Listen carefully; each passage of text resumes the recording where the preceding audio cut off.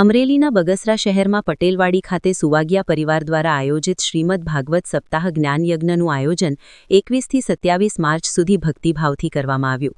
પવિત્ર શ્રીમદ ભગવત સપ્તાહ જ્ઞાનયજ્ઞમાં શાસ્ત્રી મુકુંદ મહારાજ અને શાસ્ત્રી જયેશ મહારાજ દ્વારા કથાનું રસપાન કરાવી રહ્યા છે.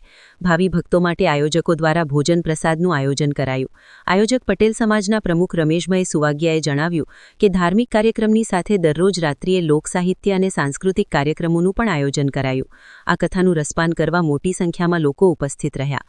સપ્તાહ આ ગયા શનિવારે 21 તારીખથી આજે શુક્રવાર સુધી આ સપ્તાહનું જે આયોજન થયું એ સપ્તાહની અંદર દરેક ધર્મપ્રેમી ભાઈઓ, મારા સગા સંબંધીઓ, પછી મારા સ્નેહીઓ, દરેક મહેમાનો, મિત્ર સર્કલ અને દરેક ગ્રુપે એવડું મોટું મને સાથને સહકાર આપ્યો છે. અને બીજા નંબરમાં કે એવો ઉત્સવ ઉજવાણો છે કે મેં કદાચ વિચાર્યું એ કદાચ હવાયો એ ઉત્સવ થયો છે.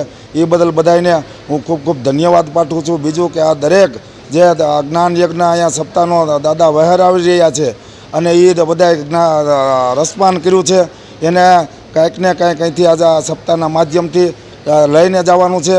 અને આ સપ્તાહ દાદાએ અમને ખૂબ, કારણ કે ગઈકાલે જ હજી મુકુંદ દાદા પાસે આપણે ભાઈ આવ્યા હતા મારુતિ સિલેક્શનવાળા, કે હું 3 વર્ષથી આ સપ્તાહનું આયોજન કરવા વિચારું છું પણ યોગ નથી આવતા. આ છેલ્લા 3 મહિનાની અંદર આ યોગ થઈ અને સપ્તાહને આજ પૂર્ણાવતીને આરે છે. એટલે ખૂબ ખૂબ ધન્યવાદ, ઠાકોરજીની દયા. માત્ર ને માત્ર કોઈ જાતની કોઈ અમારા વડવાએ માગેલી નહોતી, કોઈએ માનતા નહોતી, કોઈએ કીધેલું નહોતું. માત્ર ને માત્ર અંદરથી એમ થયું કે આપણા જે વડવાઓએ આપણી ઉપર જે એનું ઋણ છે એ ઋણમાંથી આપણે મુક્ત થઈ શકવી. બીજું કે આપણે આ બધું જ્ઞાન યજ્ઞ વહેડાવી અને દરેક ભક્તજનોને આનો લાભ મળે. મૂળ આ જ હેતુથી આપણે ભાગવત સપ્તાહનું આયોજન કર્યું. કોઈ જાતની કોઈ પણ કાંઈ તકલીફ કે કોઈ માનતા કે કોઈ વસ્તુ નહોતી અને આ સફળતાપૂર્વક પાર પડ્યું છે એનો મને ગૌરવ છે. અશોક મણવર, અમરેલી.